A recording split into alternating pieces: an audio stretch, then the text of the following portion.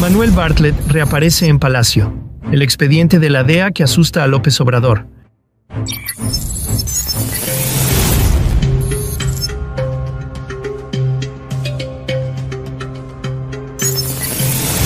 La presencia de Manuel Bartlett en Palacio Nacional no fue una anécdota aislada, ni una visita de cortesía.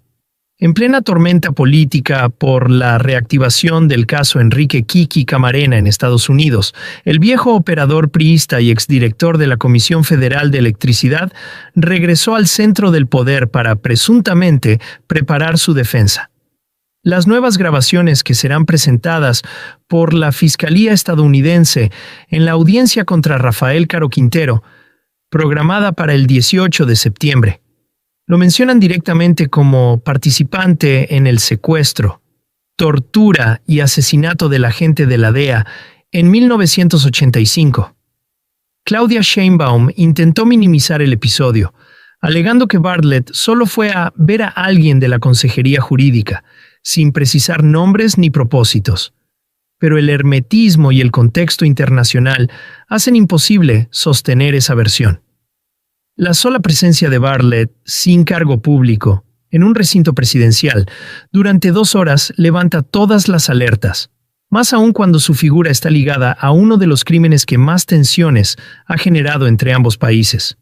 Estados Unidos ha dejado claro que está dispuesto a llegar hasta las últimas consecuencias para esclarecer la muerte de Camarena.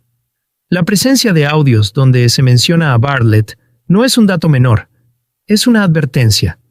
La supuesta cordialidad con la que Sheinbaum maneja el caso, incluso acusando campañas contra el exfuncionario, no es más que una cortina de humo para proteger a uno de los pilares del obradorismo. La visita de Bartlett a Palacio debe entenderse como un acto de emergencia. No fue una consulta legal, fue una operación de contención. La Cuarta Transformación sabe que si cae Bartlett, la línea de fuego podría extenderse hasta los cimientos del López Obradorismo, y en particular hasta el propio Andrés Manuel López Obrador.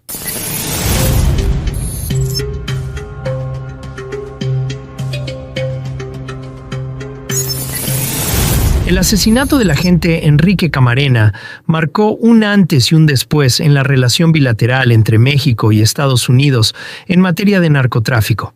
Y hoy, casi 40 años después, el caso sigue vivo, con nuevas pruebas y testimonios que involucran a altos funcionarios mexicanos. Entre ellos destaca el nombre de Manuel Bartlett, quien en 1985 era secretario de Gobernación, y habría jugado un papel clave al revelar la identidad de Camarena al cártel de Guadalajara. El exagente de la DEA, Héctor Berreyes, ha reiterado que Bartlett colaboró con la CIA y con los capos de la época para eliminar al agente infiltrado. Las grabaciones recientemente presentadas por la Fiscalía estadounidense confirman la existencia de audios sobre la tortura, donde se alude directamente a la presencia de Bartlett. Esas evidencias, que serán reveladas formalmente en septiembre, han encendido las alarmas en el gobierno mexicano. Lo grave es que fue Andrés Manuel López Obrador quien rescató a Bartlett del basurero de la historia. Pese a los escándalos por corrupción, fraudes, propiedades ocultas y vínculos con el narcotráfico, AMLO lo nombró titular de la Comisión Federal de Electricidad y lo defendió a capa y espada. ¿Qué le debía el entonces presidente a Bartlett?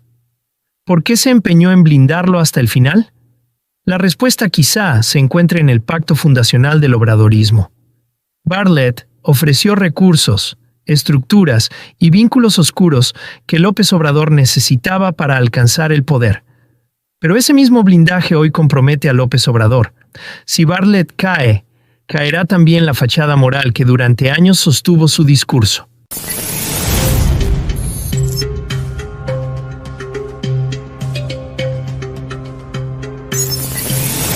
Mientras la opinión pública se enfoca en el caso Camarena, otro frente explosivo persiste: la corrupción durante la gestión de Bartlett en la Comisión Federal de Electricidad.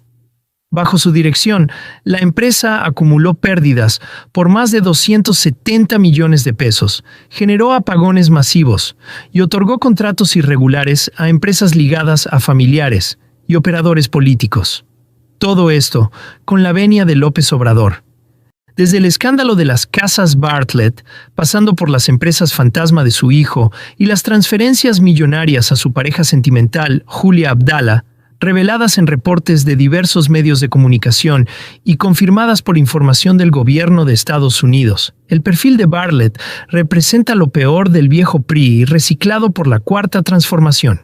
Incluso se documentaron triangulaciones financieras desde Miami por al menos $5 millones, vinculadas a sobornos por contratos en la Comisión Federal de Electricidad.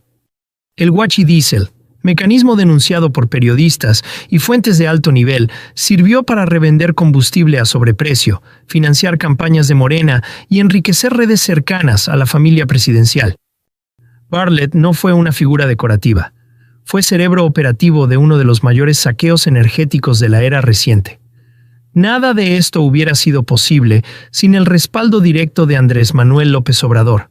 Fue él quien colocó a Bartlett como guardián del sector energético, quien lo defendió cuando estallaron los escándalos, y quien mantuvo el pacto de impunidad. La corrupción de Bartlett es, en realidad, una extensión del sistema de protección que creó AMLO para sus aliados.